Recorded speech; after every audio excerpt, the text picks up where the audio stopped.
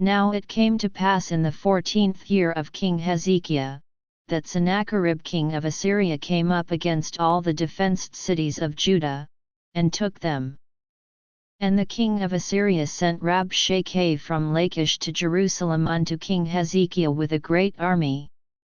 And he stood by the conduit of the upper pool in the highway of the fuller's field.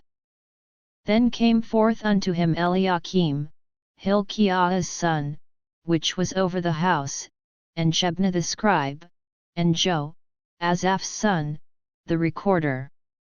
And Rabshakeh said unto them, Say ye now to Hezekiah, Thus saith the great king, the king of Assyria, What confidence is this wherein thou trustest? I say, sayest thou, but they are but vain words. I have counsel and strength for war. Now on whom dost thou trust, that thou rebellest against me? Lo, thou trustest in the staff of this broken reed, on Egypt, whereon if a man lean, it will go into his hand, and pierce it. So is Pharaoh king of Egypt to all that trust in him. But if thou say to me, We trust in the Lord our God, is it not he, whose high places and whose altars Hezekiah hath taken away, and said to Judah and to Jerusalem, Ye shall worship before this altar? Now therefore give pledges, I pray thee, to my master the king of Assyria, and I will give thee 2,000 horses, if thou be able on thy part to set riders upon them. How then wilt thou turn away the face of one captain of the least of my master's servants, and put thy trust on Egypt for chariots and for horsemen?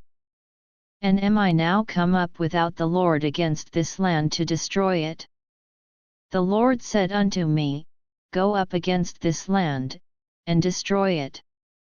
Then said Eliakim and Shebna and Jo unto Rabshakeh, Speak, I pray thee, unto thy servants in the Syrian language, for we understand it, and speak not to us in the Jews' language, in the ears of the people that are on the wall.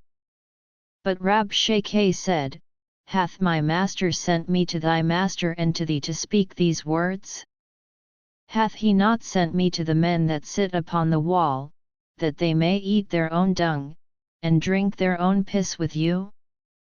Then Rabshakeh stood, and cried with a loud voice in the Jews' language, and said, Hear ye the words of the great king, the king of Assyria.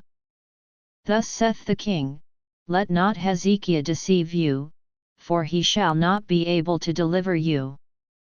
Neither let Hezekiah make you trust in the Lord, saying, The Lord will surely deliver us, this city shall not be delivered into the hand of the king of Assyria.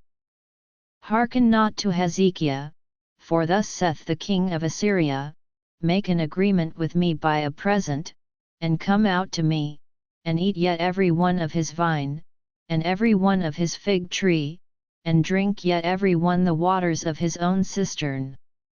Until I come and take you away to a land like your own land, a land of corn and wine, a land of bread and vineyards. Beware lest Hezekiah persuade you, saying, The Lord will deliver us. Hath any of the gods of the nations delivered his land out of the hand of the king of Assyria? Where are the gods of Hamath and Arphad? Where are the gods of Sepharvaim? And have they delivered Samaria out of my hand? Who are they among all the gods of these lands, that have delivered their land out of my hand, that the Lord should deliver Jerusalem out of my hand? But they held their peace, and answered him not a word, for the king's commandment was, saying, Answer him not. Then came Eliakim, the son of Hilkiah, that was over the household, and Shebna the scribe, and Jo, the son of Asaph, the recorder, to Hezekiah with their clothes rent, and told him the words of Rabshakeh.